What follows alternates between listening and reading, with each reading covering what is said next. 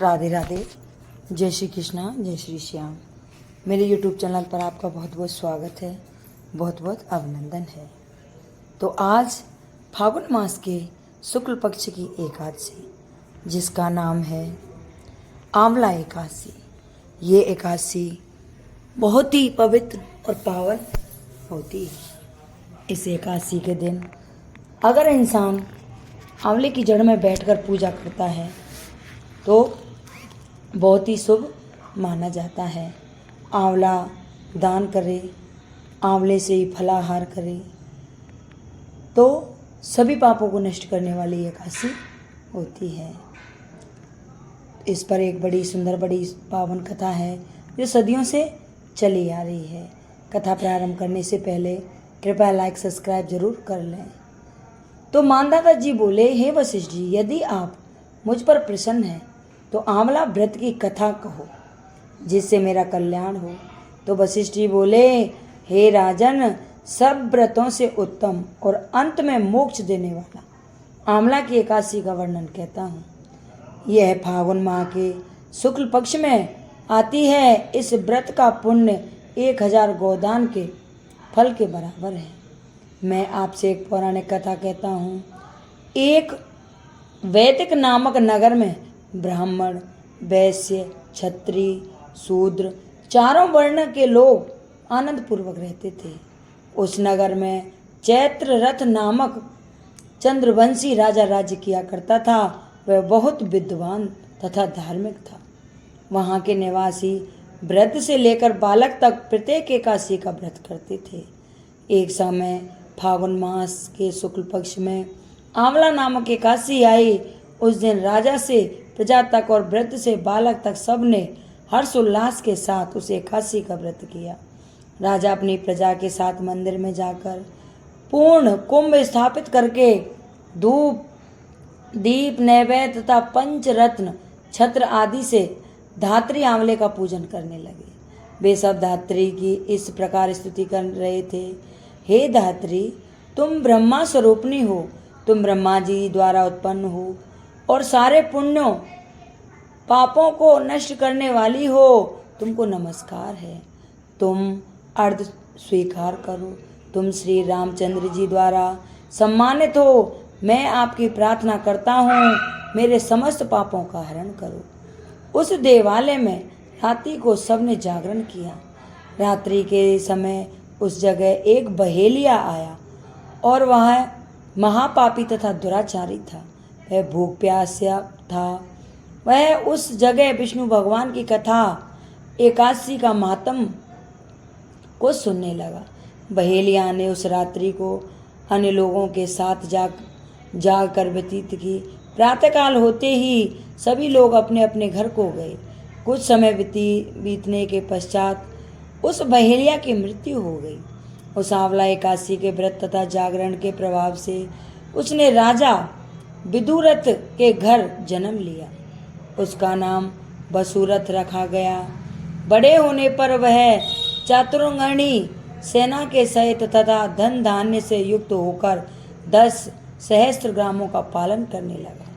वह तेज में सूर्य के समान था और क्रांति में चंद्रमा के, वीरता में विष्णु भगवान के और क्षमा में पृथ्वी के समान था। वह अत्यंत धार्मिक, सत्यवादी, कर्मवीर और विष्णु भक्त था। वह सदैव यज्ञ किया करता था। एक दिन वह राजा शिकार खेलने के लिए गया। देव योग से वह राजा रास्ता भूल गया तथा वहाँ उसी वन में एक वृक्ष के नीचे सो गया। उसी समय पहाड़ी मलेच्छ वहाँ आए और राजा को अकेला देखकर उस पर मारो मारो का शब्द करके टूट पड़े। वे मलेच्छ कहने लगे कि इस दुष्ट राजा ने हमारे संबंधियों को मारा है तथा देश से निकाल दिया है, अतः अब इसे अवश्य मारना चाहिए। ऐसा कहकर वे मलेच्छ राजा पर सहस्त्रों का प्रहार करने लगे। उसने अस्त्र शस्त्र राजा के शरीर पर गिरने ते ही नष्ट हो जाते और उसको पुष्प के समान प्रतीत होते।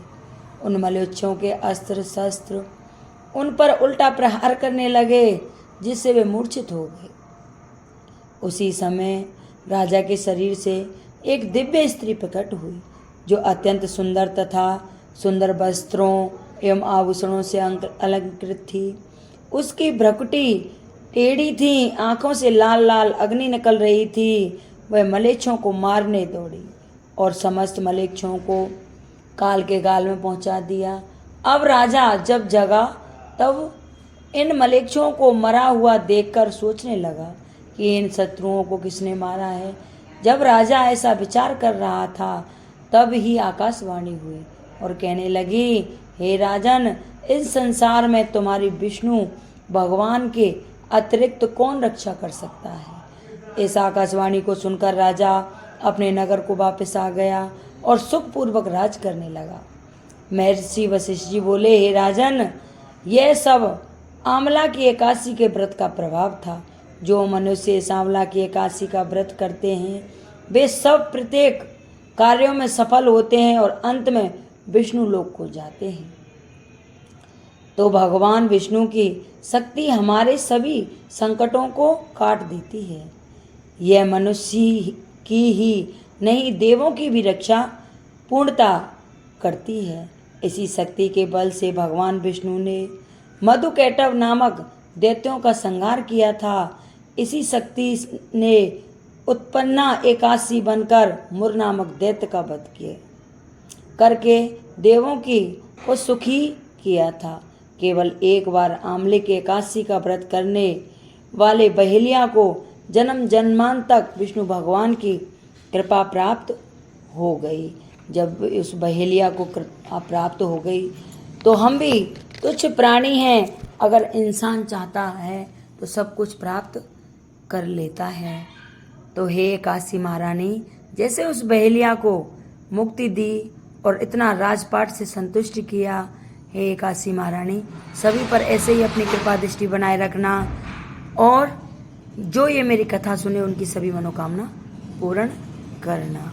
अगर ये मेरी कथा किसी को अच्छी लगी हो तो कृपया लाइक सब्सक्राइब करें, कमेंट में लिखकर आंवला एकादशी की जय जरूर बोलें। राधे राधे, जय श्री कृष्णा, जय श्री श्याम। ये दिन श्याम को समर्पित है और सभी श्याम प्रेमियों को भी जय श्री श्याम, राधे राधे।